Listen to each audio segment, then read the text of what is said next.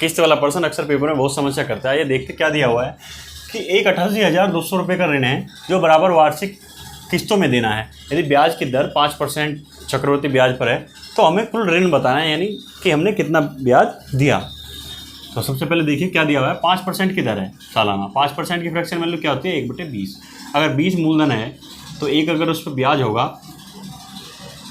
तो राशि कितनी हो जाएगी, 20 से 21 हो जाएगी पहले साल, क्योंकि भाई 20 रुपये थे, 1 रुपये का ब्याज हो गया पहले साल। अगले साल क्या होगा, अगले साल हम इसका स्क्वायर कर देंगे। क्यों कर देंगे, क्योंकि चक्रवर्ती ब्याज जो है हमेशा पावर्स में चलता है। इसका स्क्वायर करो, 20 का स्क्वायर 400, इसका कितना हो जाएगा 441 अगले साल। पर उसने कहा कि दोनों किस्त बराबर हैं। यहाँ पे किस्त कितनी है 441, तो यहाँ पे भी तो 441 होनी चाहिए। तो हमें यहाँ 21 से गुना कर देंगे, क्योंकि प्रश्न में खुद दिया हुआ है कि दोनों किस्त बराबर हैं। जब यहाँ 21 से गुना करी तो इधर भी 21 से गुना करनी पड़ेगी, क्योंकि रेशियो में तो अगर जो भी भाग दोगे या काटोगे तो दोनों में सेम करना होता है। उसने क्या दिया हुआ है कि 88,200 रुपये का ऋण है। हमारा ऋण टोटल कितना है दूसरे साल 441।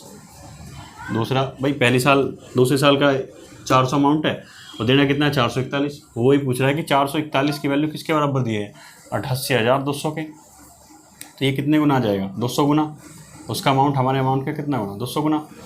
तो अब देखिए टोटल क्या दिया हुआ है कि हमें ऋण बताना है कि ऋण हुआ कितना। अब देखिए पहले साल ये और दूसरे साल ये, तो कितना हो गया टोटल, ये हो गया 400 और 420 820, और दूसरे साल 441 ये और पहले साल 441 वो, तो 882 ये हो गया टोटल अमाउंट। ये हमें देना है टोटल अमाउंट ये। तो कितना ब्याज देना पड़ेगा हमें 62। जब ये 200 गुना आया है ऋण, तो ये भी तो 200 गुना आना चाहिए हमें। तो कितना हो जाएगा, 2 0 2 2 4 12,400 रुपये हमें ऋण के रूप में देना पड़ेगा।